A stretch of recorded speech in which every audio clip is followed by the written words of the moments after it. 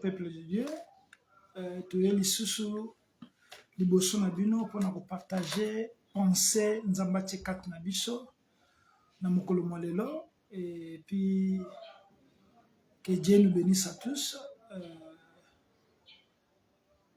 Biso bato toza en ligne et puis bao bakozwa biso na nsima, nzambe apambola moko na moko parce que selon rendez-vous na biso ezalaki 12h30 par rapport à embouteillage ti kokoma.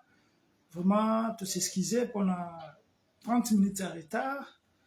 Et prions et nous commençons rapidement notre prédication. Dieu merci, na moment oyo ya malamu pamboli biso to ya liboso na yo. Poto sala émission oyo to partager na ba adorateur. To yoka yo, to yeba ndenge nini ya ko marcher na sainteté pe na crainte na yo. Nzambe tika ete kimia na yo ezala kati na biso. Saint-Esprit est touché motema ya moko moko à travers parole oyo pour te ba ko maintenir présence na yo, ko maintenir ba directive na yo, ba loi na yo na bomo na biso, que nzambe na lola jolo kumo na moment kitoko oyo permettre de partager kimia na yo demeurer na mutu nyonso akoka parole oyo na komo na Jésus Christ. Amen. Bonjour à tous. Et que Dieu le Tout-Puissant Zamba Batela Biso na débit il y a prédication mokolo lelo oyo tozoleka en direct. J'espère que zali quatrième prédication en ligne oyo tozo partager na peuple de Dieu et les adorateurs de l'Éternel. Que Dieu nous assiste. Maman na moboko na biso ya mokolo lelo ezali des serviteurs fidèles et des serviteurs qui n'adorent pas Dieu en vérité, en esprit. Pourquoi dans le thème na biso serviteurs fidèles? Parce que ça serviteurs fidèles pété. Que Dieu le Tout-Puissant a ça là que nous sommes des serviteurs fidèles. Parce que ceux qui sont des serviteurs fidèles et que ça la biso ngolu makasi liboso na nzambe.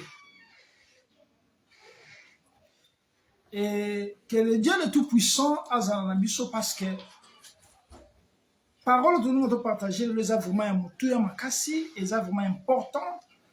Makasi mingi parce que soki na biso moko tokoyeba ndenge nini ya ko marcher na nzambe te. C'est pour cela na tongo lelo tokoyoka parole de Dieu avant to banda kokota na muzindo na Matthieu chapitre 24 verset 45 à 51. Nous avons les hommes de Dieu qui peuvent nous aider à lire. Il y a le frère Shadrach qui est là, et il y a le frère Dieudonné est là. Il peut nous aider, chacun d'eux, celui qui a du passage biblique, après qu'on se la parole. Matthieu chapitre 24, le verset 45. Nous lisons au nom de Jésus. Amen. Quel est donc les serviteurs fidèles et prudents que son maître a établis sur ces gens pour leur donner la nourriture au temps convenable? Heureux ces serviteurs que son maître à son arrivée trouvera faisant ainsi. Je vous le dis en vérité, il établira sur tous ses biens. Mais si c'est un méchant serviteur qui dit en lui-même, mon maître tarde à venir, s'il te met à battre ses compagnons, s'il mange et boit avec les ignorants, avec les ignobles, le maître de ses serviteurs viendra le jour où il ne s'y attend pas et à l'heure qu'il ne connaît pas. Il les mettra en pièces et lui donnera sa part avec les hypocrites. C'est là qu'il y aura des pleurs et des graissements de dents. Amen. Amen. Parole de Dieu est claire. Thème Nabicho Zali, le serviteur fidèle et le méchant serviteur. Pourquoi dans le serviteur fidèle et le méchant serviteur? Parce que Nzambe na mabongisi na ye na programme na ye na bolingo na ye nzamba pesa biso ba loi ba directive nini oyo tokoki kotambola nango liboso na ye pe na kati to na ministère etant que bana na nzambe etant que ba ministre de Dieu. Mais lelo oyo est-ce que toza na possibilité ya kopesa bilei na peuple de Dieu na temps oyo elongobani na ngonga oyo elongobani? Parce que vous savez lelo oyo soki toke kokota vraiment approfondir na ba église, est-ce que topesaka peuple de Dieu oyo baza na kati na etonga ba message oyo ezo kokana na ba problème baza nango to na ba besoin baza nango? Est-ce que tozomema bango wapi? Parce que pour l'instant tozokotisa bango mingi na komema bango likolo place oyo esengi te, mais bango basituation baza nango eza na se bazokoka kosan sortir te. Pourquoi? Parce que soki moto oyo aza na situation moko ya malade oyo eumeli par exemple oyo ezosenga ke tosunga ye na losambo parce que médecin alobi akomi limité, mais eza na mutu moko aza na médecin koleka ba médecin nyonso, c'est Jésus-Christ. Mais tant biso tozofandisa ye na moboko ya parole de Dieu te, tozopesa ye kaka bafitilité, est-ce que mutu wana akodemele toujours na kati na etonga situation na ezochange te? Yango balobi eza na esengo ntango mokolo likabo to mokolo etonga azoya akuta ke tozopesa peuple na ye bilei oyo elongobani na ngonga opportun na moment oyo esengeli. Est-ce que tosalaka ngo? Est-ce que tozosala ngo pour l'instant komema mpena peuple de Dieu kokota na peuple de Dieu na profondeur?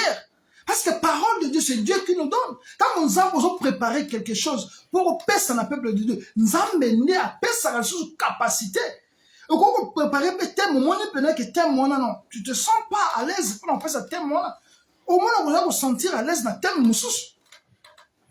Parce que donc tu as dit bah thème de votre pesa, mais nous avons passé sur thème pour te pesa par rapport il y a le moment où je sais la parole oyeya de serviteurs fidèles. Est-ce que tu es fidèle? Vraiment, tu es fidèle avec Dieu? Est-ce que nous demeurons fidèles par rapport à l'alliance, mission de Matini? Par contre, l'église te paie ça. Est-ce que tu mainteniras la vision, combo, Nzamba Pessi, pour même un peuple de Dieu? Moïse, Nzamba Ebsaga Bimsaba en Israël, l'Égypte. Pour même avoir la terre promise. Nde mission na ezalaki wana akoka jamais kolobolanga bango na Égypte mais na pays mususu oyo Nzamba alobi te. Il fallait que ne kaka na pays oyo Nzamba prometaki bango. Mais biso ba mission Nzamba pesi biso, est-ce que mission wana Nzamba pesi yo ministre de Dieu, est-ce que vous même ma peuple de Dieu c'est leur vision Nzamba pesi yo, c'est leur connaissance Nzamba pesa ki akoti sur kati na yo to so dérouté kopesa bato bilei yo esengeli na bango tokomi kaka kosala copier coller oyoki prédication koto ozwi yo kopesi. Non, il faut pesa peuple de Dieu oyo esengi na ye. C'est pour cela biso ba adorateur ya Nzambe il faut toyeba kozala fidèle par rapport ya oyo Nzamba lobeli biso, par rapport ya mission Nzamba tindi biso, par rapport à la communication, tout ça, on a fait na biso to pesa na peuple de Dieu. Mais tant que yo Nzamba ebisio o mema bato bazala bagumba melia solo magumba melia solo zanani mutu azotambola principe ya Nzambe, mutu azobanga Nzambe, mutu aza fidèle na baloi ya Nzambe. So ngai nazopesa prédication oyo eza libanda ya bagumba meli.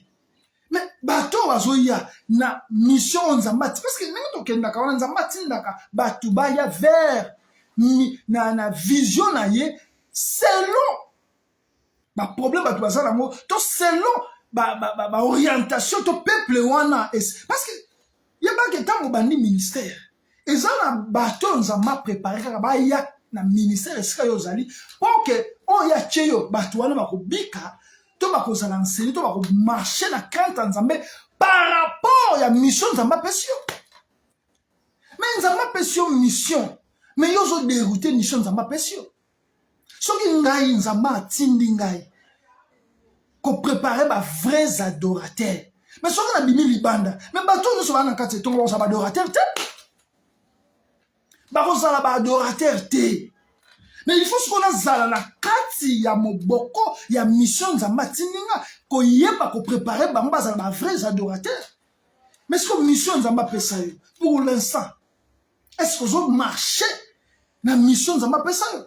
Tom oye na monde tant au bandi ko sala œuvre de Dieu tant au moinenge et fongwami yango changer mbala moko mission nzamba tindi. Tout ça na compte à rendre dans nzambe. Je vous dis la vérité, qu'on se dise de vérité. Tout ça na compte à rendre dans nzambe pour s'ali mettre. Au so mona mosala akokana na maître. Tout le monde mosala ya bandi ko gagner la maître. Non. Mais biso lelo, tout comment on gagne la maître. Tout comment on boya ko to sa maître. Tout comment infidèle. Par rapport à quoi? Par rapport au tout monde na mokili. Est-ce que ba brebis ya nzambe o nzamba tia na disposition na yo? Est-ce que zoye ba ko pesa bango bilei na moment oyo o ba sana posa nango? C'est pour ça que na kasi na etonga batu biso ba vandi ba umene ba situation zo demeurer zo changer te. Situation sera le même. Ya muzo mona na etonga. Au moni que situation demeurer o comment ko changer maloba. O comment ko tinda ba doit que no sala et loko sengite ba sala parce que yonda nzamba che maloba peut pouvoir kati na pour même peuple de Dieu. Nanzela na ye.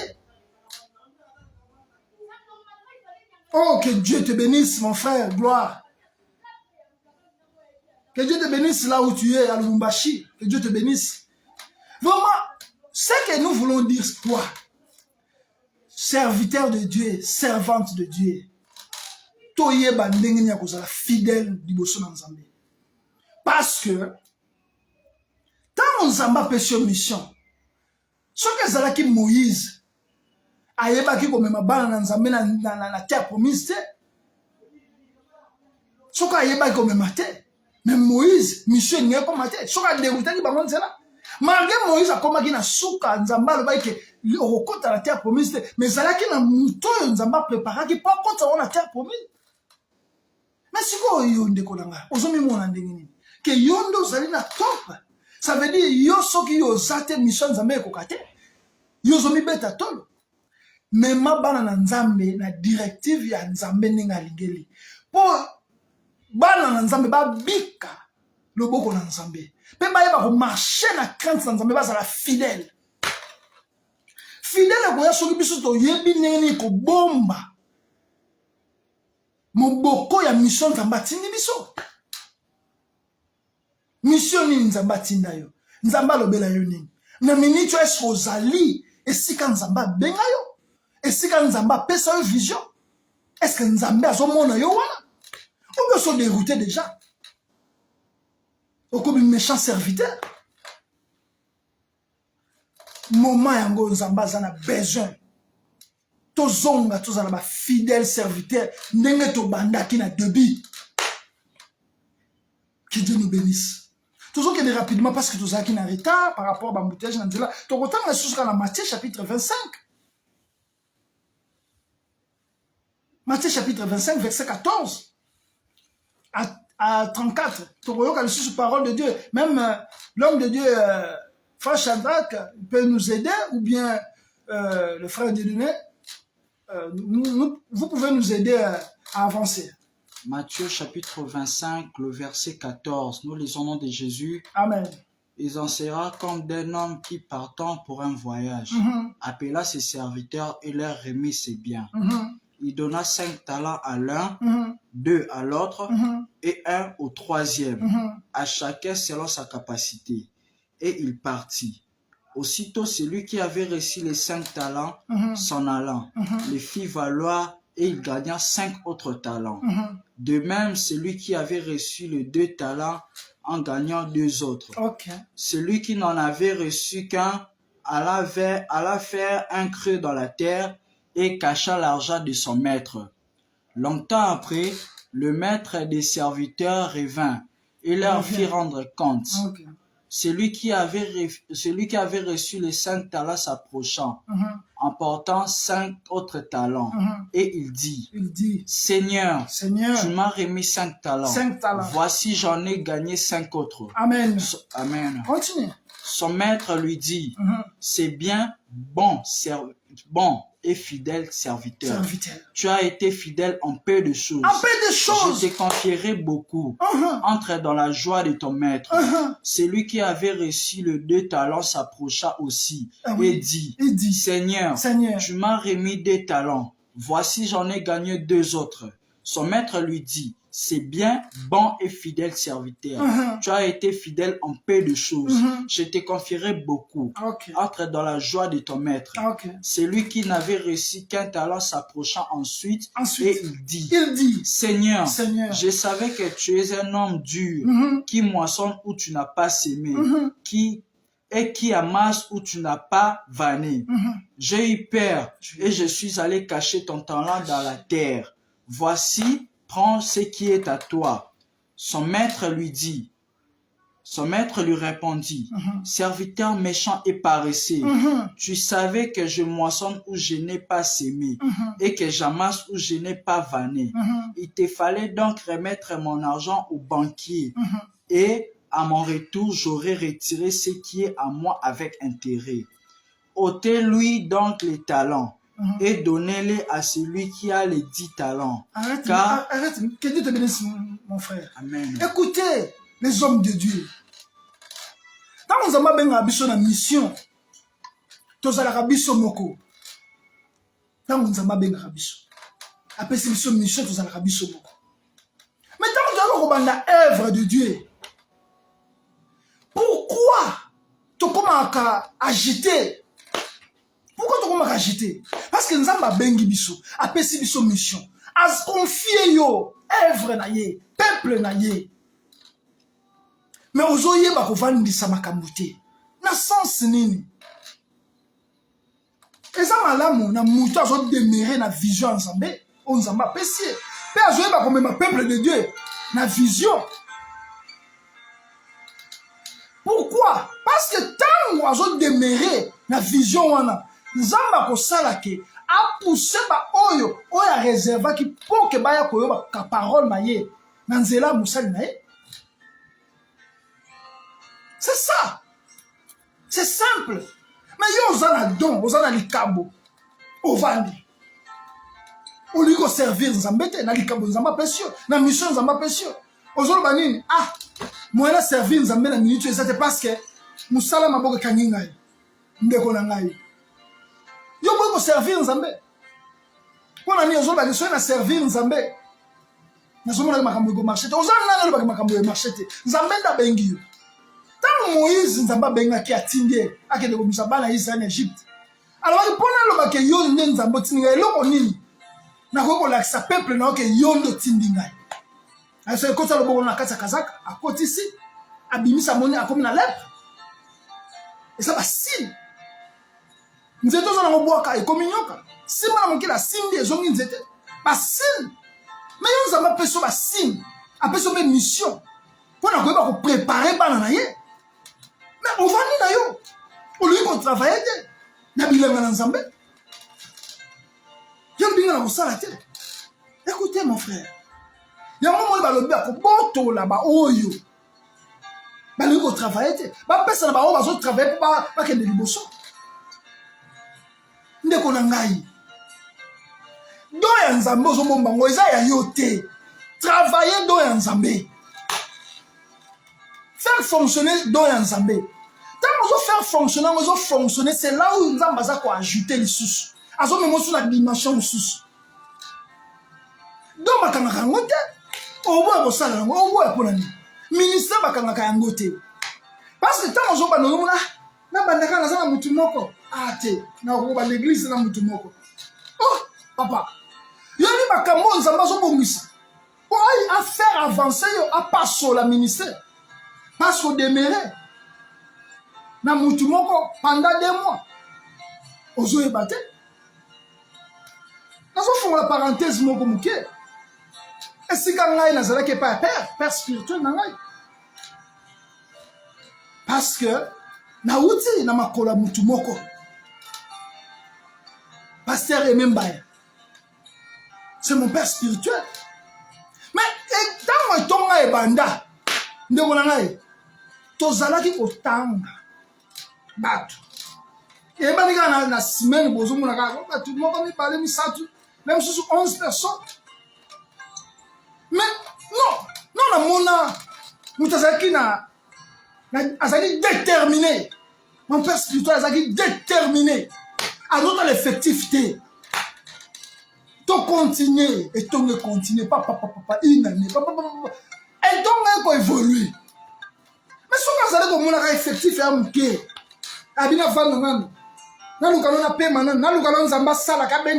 non, mon frère. Ozo zelanini. Ministère Nzambenda Benga Kabatu. Évangéliste, il y a vrai, c'est le Saint-Esprit. Alors que nous avons touché, nous sommes basali. On va y avoir la parole de Dieu. Mais yozo kangali kabola nzambe. Olingite. Olingite ko sale la nzambe ko servir nzambe. Pona nini? Nzamba ko botola oli kabola. Nzamba ko botola ministère wa. Akopesa na batu mususu. Batoyo bazo travailler na bilanga na ye. Tozo wapi pour l'instant. Tozo kende wapi. Ba serviteur de Dieu, ba servant de Dieu. Yo vana ki ozo yemba na chorale. Nzamba pamboli apeshe libala. Olobi na oyemba lisusu te. Libala est comme fin. Oui, nzambe la peshe libala wana. Mais zon, tant que vous en avez dans libala. Et puis que ce te servir nzambe. Et puis que ce te continuer na carte dans ministère ba na koyemba nzambe. Nzamba peshe musala. Non. Ozu musala et l'équipe même service on ne sait pas nzambe. À moins que vous avez un service, n'attend un service on a. Même nzamba pour comprendre que musala aux autres travailler. Maintenant vous avez bande un service. Oh nzamba peshe. Mais pourquoi vous avez un bilanga nzamba que vous travaillez? Et belé bazo misala. Bazo ngela su bilanga nzamba. Ba préférant la bango. Côté la libala bilanga nzambe. Parce que je musala. Parce que j'ai libala. Parce que je voyage avec un pays étranger. Est-ce que tout l'église ça l'a raté? Pour servir nzambe. Mande ko na ngai. Et là comme mon côté pour solution na mukilo. Bénédiction mon côté pour solution na mukilo pour te la présence nzambe. Il faut te demeurer. Mais il dit mutumo ko ndeko sala bien que zalaki na l'opérationnel. Azo sili sa musala. Azo sale fort à koko makaka na église même etikali même 5 minutes église et si là. Mais le fait qu'à le moins na musala azu transforme malgré moutage malgré tout ça ayeko koma na tonga.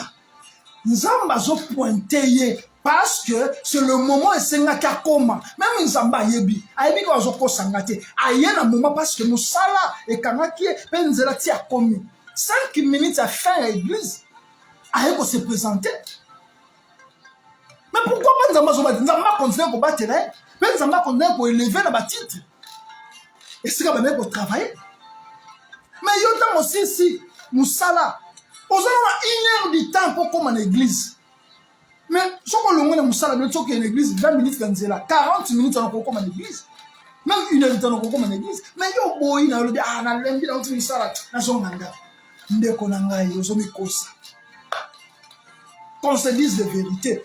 Tozomi pour sa place. Biso ba adorateur. Peu importe la situation comme la yo. Peu importe ce que nous salons les hommes bloqués. Mais ce qui cause libre. Kende ko glorifier Nzambe. Kende ko bumba mela Nzambe. Wala Nzamba zomono oza fidèle serviteur. Parce que eloko moko te longolo la présence na yo. Musalate libalate. Mbongo pété. Commerce pété. Et ça n'a pas tout à travers ma voyage à rappel. À voyager à zone dans la tombe. Même si je voyage place à Kéi. À quel point au cours dans la tombe, monsieur Zalikouna. Mais ça, l'histoire, on connaît pas quel dimanche et considère dans la mission de service. À continuer l'église pour le gouvernement de l'Anzambé. Écoutez, tous les gens de l'Anzambé. Tous les gens de l'Anzambé, tous les vrais serviteurs. Tous les gens qui ont ngai.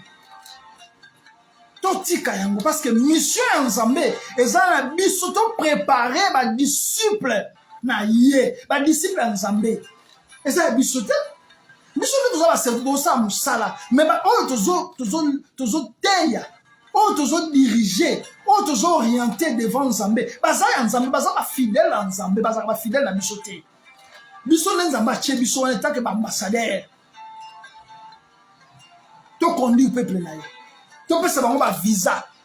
Visa, cela veut dire quoi? Quand nous toujours prêcher, nous avons dit fongoli miso. Ah, et ça n'a rien de bon. Visa est moi. Maman a continué maman à bobangi Nzambe. A comme fidèle. Mais tant que je vais tout le, tu aussi va qu'on vende bisaba dans Nzambe te. Oh, on dit qu'on a gagné. Parce que comme la bombe, aux l'homme de Dieu, aux ministre de Dieu, comme il a un bon. Comment on minimiser Moussala Nzambe eza na l'homme de Dieu moko na yoki le solo que aboyi côté pour ba lui la cachiner dans l'église ya bien côté ka titi ba la cachiner écoutez ba lobi toute autorité vient de Dieu Nzambe na établi ba konzo le sous mona so que Nzambe lobi ke apesi bango possibilité ba loba ke église il faut za cachiner on sert l'Éternel quand ndenge zali à moins que l'église et on va fonctionner sous terre. Soit que l'église fonctionne sur terre. Mais là où nous allons plaider, et pas ensemble. Parce que nous avons établi, nous avons établi l'église, établi, tu vois, nous avons ensemble. Mais établir, pour que ma voiture, si quand nous avons régné, et tant que nous avons payé, nous avons régné.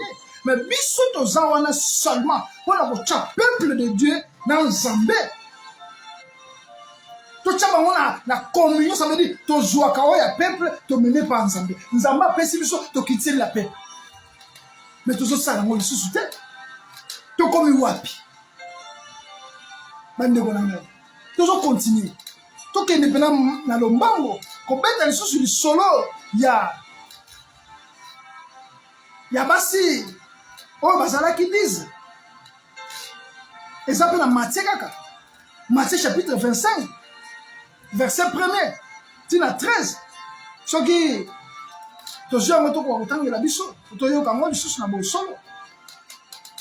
Matthieu chapitre 25, le verset 1er, 13e verset. Nous sommes au nom de Jésus. Amen.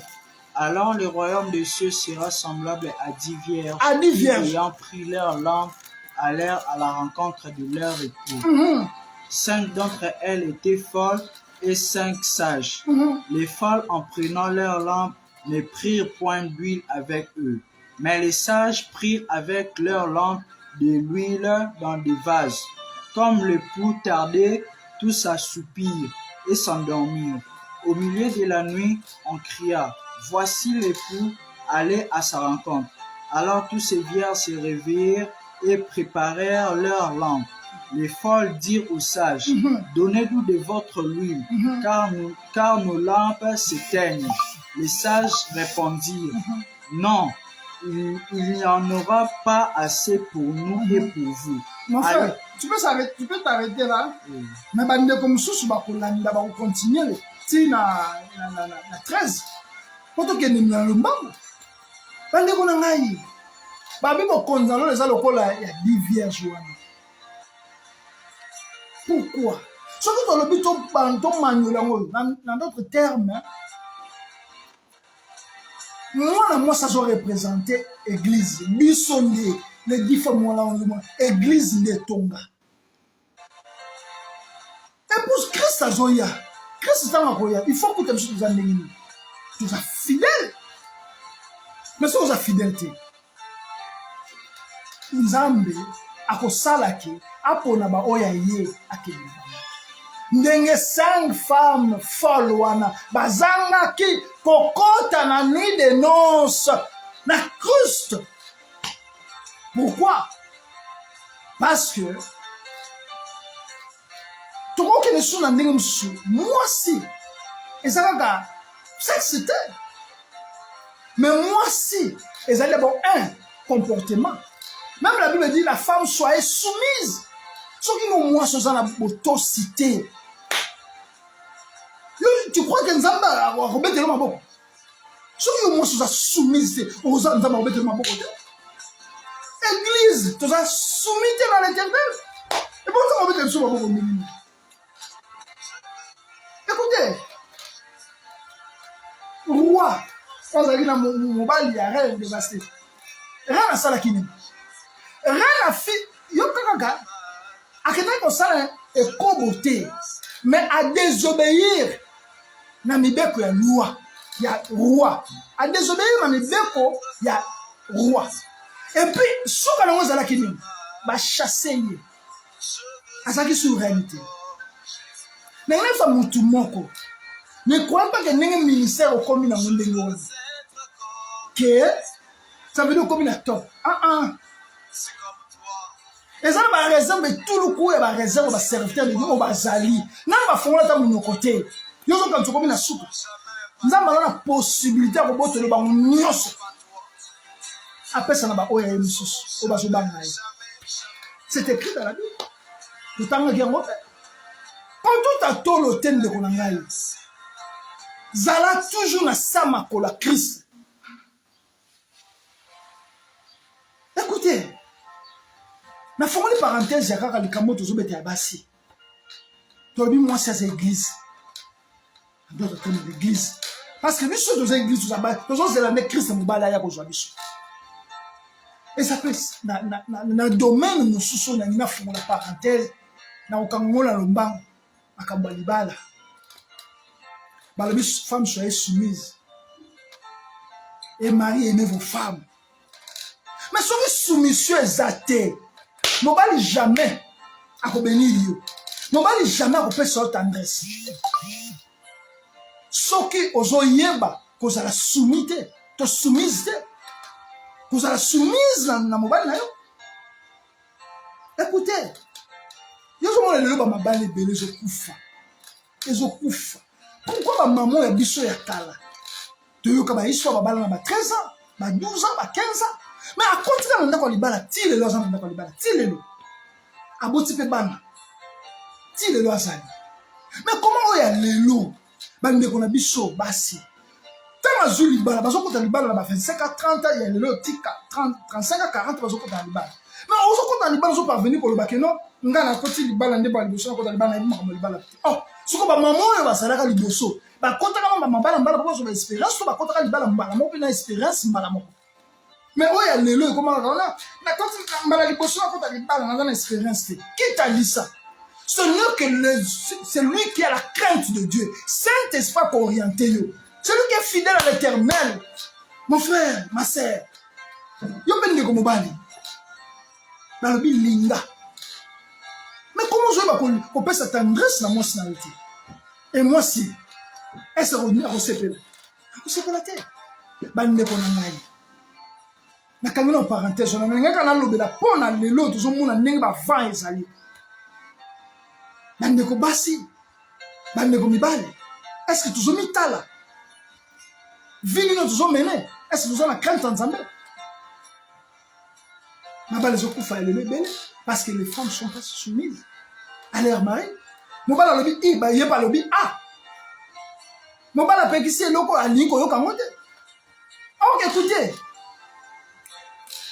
Capacité on Zamba peut ça na mobile pour orienter libota na ye.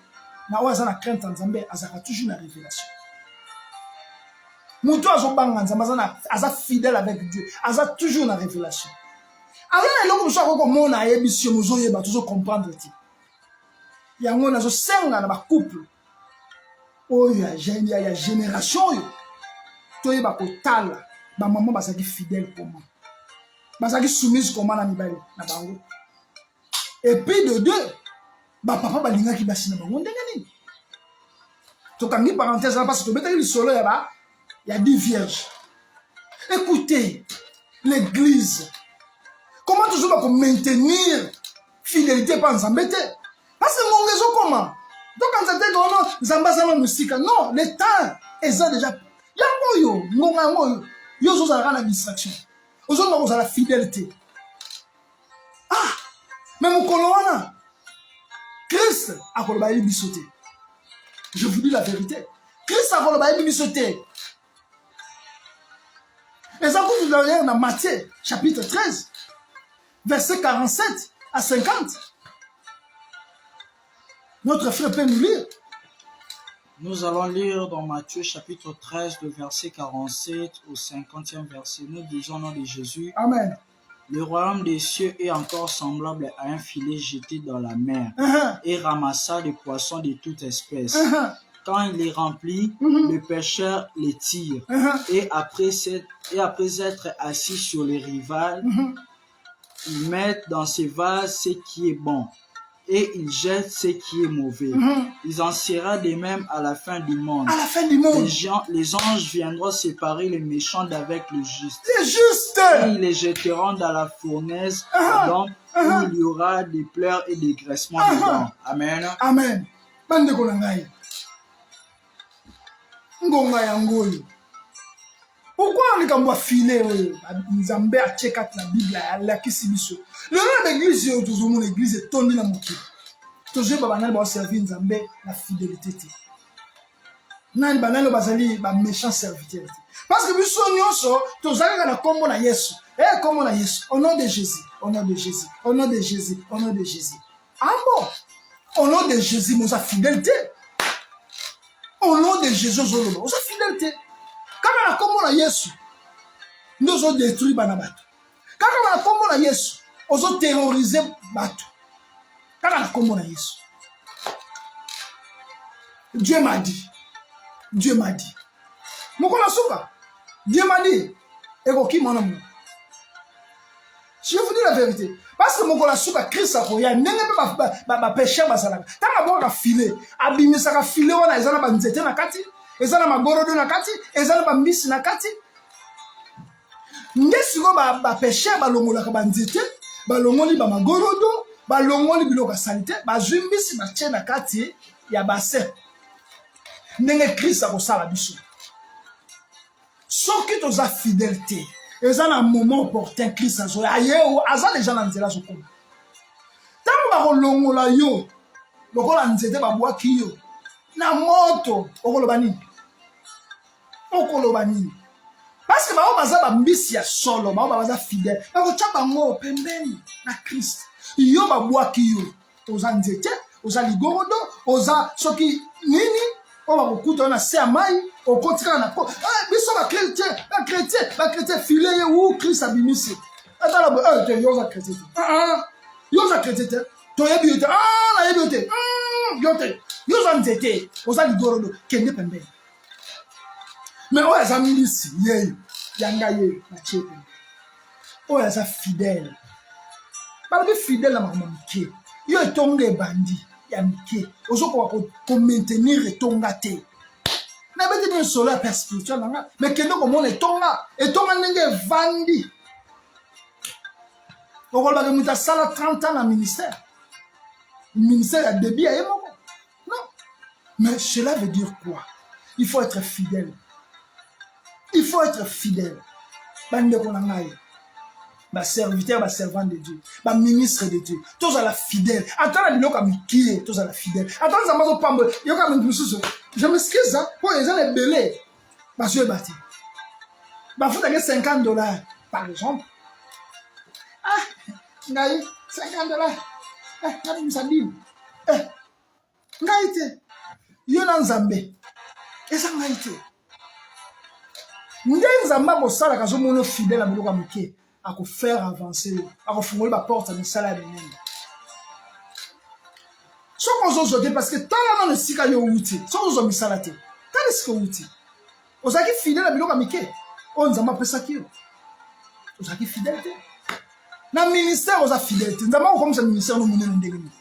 Et tant qu'on a fidélité, ministère on croit traiter qu'on a mener le thé. Et d'ailleurs, nous avons fidèle à l'église, nous avons une église. Parce que yo, au coquille, au sala, mission, nous avons tenu, tout ça fidélité, dans l'orientation, nous avons péché, dans la vision, nous avons péché. Quand nous avons fait ça, vision, après ça, la provision.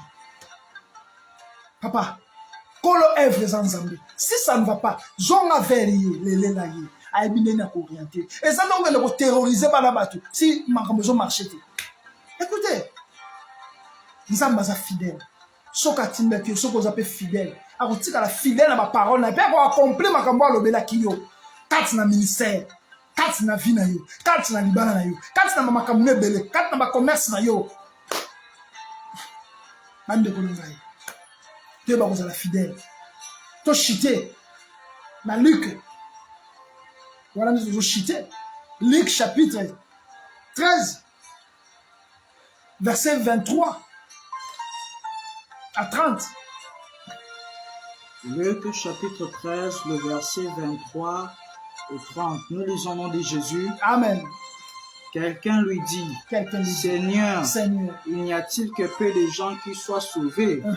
Il leur répondit, efforcez-vous d'entrer par la porte étroite, car je vous l'ai dit, beaucoup chercheront à entrer et ne le pourront pas.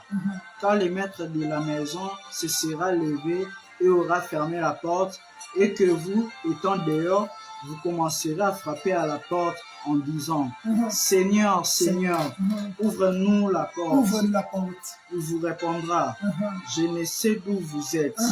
Alors vous mettrez à dire, nous avons mangé et bu devant toi, et tu as enseigné dans nos rues. Et il répondra, je vous l'ai dit, je ne sais d'où vous êtes. Retirez-vous de moi, vous tous ouvriers d'iniquité.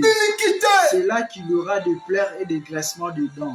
Quand il vous verrez Abraham, Isaac et Jacob, et tous les prophètes du royaume de Dieu, et que vous serez jetés dehors. Il en viendra de l'Orient et de l'Occident, du Nord et du Midi. Et ils se mettront à table dans le royaume de Dieu. Amen. Amen. Amen. Amen. Nazoyebisa ministre de Dieu. Omona mukolwana. Jésus-Christ osalaki miracle na kombo na yo. Hein? Osalaki miracle. Miracle na kombo na nga. Ezali kombo na nga te. Ezali kombo na nga te. Miracle wana bana osala. Wana bana ba langue. Lelo e koma soko lobi a langue te, soko zo modéré lobi a langue te. Ezali quoi péché. Soko zo te, ozo te lobi a langue te. Ezali quoi péché. Il faut qu'on le balance pour pas toi mon que non, on continue la dimension sous. Papa. Tout ce qui copier coller wana, autre ça la kana tonga. Va quand mourir ça, il faut mon tonga ne se commet dans le partout que il faut pas ça même loko. Nous avons ça azana 1000 manières d'utiliser maintenant. Et ça veut dire que la maille, la maille, de l'église, je sais comment ça. Maille, pourquoi? Nous avons pas nous avons pas communiqué. Et ça, le moment où Tokolobaka, nous avons mis un miracle comme nous. Nous avons mis un big sac de malade. Nous avons mis un théâtre. Nous avons mis un parce que nous avons fidélité. Papa, vende si kozali. Non, on peut se témoigner pour nous chiter. Et ça, mon sang est un moko. À zone de quelque part, on a beaucoup de temps à côté à nous, on a commune moko. À côté l'église plein. On a la c'est dans 50 personnes. Dans 60, on a déjà bongo. Mais t'as là, on va te belé. À zone qui est dans zone de là, on a témoin. À quelque là, jour on va là. Oh! Mais c'est Jésus abîmé lié. Le Créateur, c'est lui qui s'appelle Je suis. Aïe, lobby. Oh, mon serviteur fidèle. Ni nous ima ima. Parce que moi, les présents, ils ni nous ima ima. Mais c'est là la fongo le miso. Pour comprendre. Ah, mais les tonga. Serviteur fidèle, t'as la et tonga, mais baba, gorodo, banyoka, miselekete, batoyo. On va servir son effectif, ce qui a combien de personnes pour aller au Liban. Et ça a 4 personnes. Au Bazala qui est normal. Écoutez mon frère. Zala l'effectif on zamba pesio. Combat na koteya, combat na koleni sa peuple. Ata boza 5. Ata bozali 3. Balobi là où il y a 2 3 zamba zali. Pourquoi vous agitez? Pourquoi les gens qui ne comptent ici le Seigneur te compte? Pour nous tirer battre. Non, restez fidèles.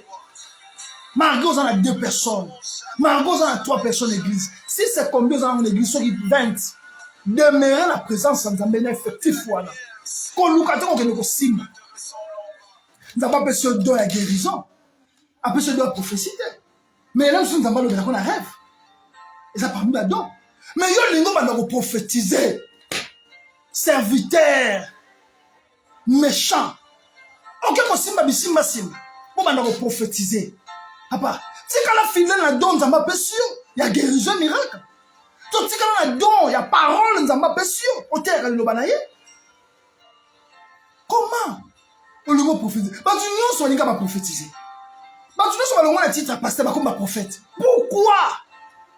pourquoi ah ndeko vanda na ministère nzambe abengi yo soki abengi yo pasteur tikala pasteur kochange kombo to koma prophète kochange kombo te okoma archibishop mpona nini yo somona ministre ya gouvernement andimi akoma directeur de cabinet tala ministre jamais kolinga comme directeur de cabinet akolinga maintenir yo somona ministre de la télévision à partir de là comme directeur de cabinet mais comment biso ba ministre de Dieu nzamba bengo pasteur lobi nango komi oh nana longo pasteur na komi évêque hein yo comme évêque oh évêque aux anciens de l'église hein évêque aux anciens de l'église. Mais comment on peut ça au long na titre na pasteur au comme on a comme évêque oh on met qui ici on a fidélité nzamba yebi pourquoi chaka oza pasteur yo lingo ba sa ba grade le colère ba grade papa to comme na mboka nini hein yo lo mokilo eza nzambe ndakeli soka lobi ko za pasteur reste pasteur kokoma évêque te kokoma archibishop te. Ils ont 5 ministères. Oh, on a la la Bible. Ils ont 5. Ils ont ébelleté. 5 ministères. Ils ont pasteur, ils ont prophète, ils ont évangéliste, ils ont docteur, ils ont apôtre. Mais si vous avez 5 ministères, au pungwe malamoko, au komi, au yo lobi ke, wana zomo au pungwe, comme la grade le komi likolo. Restons fidèles. Tout ce que la fidèle na face en Zambé. Tout ce que la fidèle. Hein? Tout ce qu'à la fidèle bande konangai. Simon le magicien. On sort ba miracle tout ça. Ça sali ba miracle ba toi. Mais tant ba disciple ba komi. Ce que tu as dans Matthieu chapitre 28, tu autant en mais tu ba tu non so ba solanda. Autant en Matthieu chapitre 28 verset 19. Allez faire tous mes disciples. Tant qu'il y a des gens qui sont des disciples, tant que Simon les magiciens te bateau yo baye. Bateau kaka bateau so animé Christ Saint-Esprit qui tika tabango. Ah! Na somba ko somba. Yo za wapi? Yo komana ko somba bado. Okoma okene kokota na mbikuji. Okoma okene kokota wapi na maison nini? Okoma okene kokota po bana ko travailler na ministère. Papa. Tika la place aux alliés. Nzamba yebile pourquoi apesa kiyo place wana na ba makambo wana. Amen. Tozana besoin nzambe abate na biso. Tozana besoin nzambe asunga biso. Tozana besoin nzambe a demeurer na biso. Tozala fidèle. Soki toza fidèle to komona bikamwa nzambe. Soki toza fidèle to ko vivre mabatabisi o ba matabisi. Nzamba ko boto la bato bazali banda na ye aye ko bakisela biso kulu. Mais soki toza infidèle nzamba ko boto biso na o toza na mo akopesa na bato mosusu. C'est pour cela na ngonga oyo toye liboso ya bino tant que ba adorateur toza la fidèle liboso na nzambe toye ba ko respecter ba loi nzambe même mabala oyo eza na ba loi eza na kati na nzambe le beli makambo libala même misala to misala te ke toza ba spécial to leka o nzamba lo beli biso. Mais que aujourd'hui Dieu nous bénisse à travers sa parole. Nzamba pambola moko na moko ayoki lo ba o pe andimi pour la fidèle devant la face de Dieu. Que le tout-puissant Dieu de grâce nous bénisse. Tous à l'abonner, tous s'abonner massivement pour continuer dans le temple des adorateurs de l'Éternel, pour tout yebaka, tous se communiquer, tout loba. Oh, penser nzamba do chakat na biso, pour tout partager na biso nyonso. Yango yebisandeko que eza na temple des adorateurs de l'Éternel site na Facebook.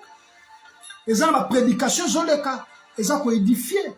Ezo pesa biso lisusu makasi. Pona ko chite na kenaki leo na ville. Ko tune loko moko nazali nango besoin. Na kuti ba ser 6 na kati wana. Mais na senti ka nzamba lo bina jote bango. Na bandi ko jote bango. Ba ser ba bandi ko crier. Na lo bi oh pasteur. Mais biloko ndi tozana besoin to lia. Moko akoti kaka azui kaka mai. Abi papa, mais là ta mai par rapport aux paroles de Dieu. Si qu'on t'osa wapi. Bantu, peuple de Dieu bazana besoin ba lia bilei oza na moment oyo bazana ngo besoin. Bazana besoin ya lia bilei yo oza pire. Toujours les savons bilei. Pardon bande ko ngai. Ezo sala na pasi. Peuple de Dieu bazana besoin de lia bilei yo. Et qu'on révolter bango ba demeurer la présence en Dieu. Et qu'on révolter bango ba sala. O elingi nzambe. Mais biso tozoye ba nini ya ko faire manger bana nzambe bilei yo za pire. Ils ont pu savoir bilei c'est mis bangusu.